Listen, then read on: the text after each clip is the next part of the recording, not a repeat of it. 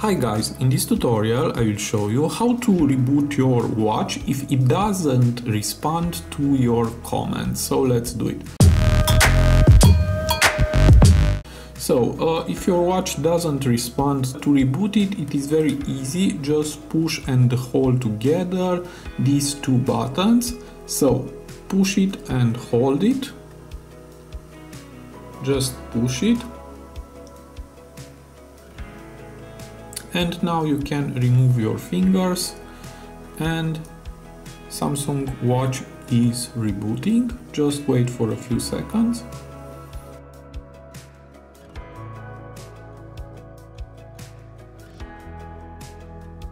And now I'm back, and as you can see, you can use it and everything is okay. So I hope this tutorial to be useful for you, and see you to the next tutorial. Have a nice day.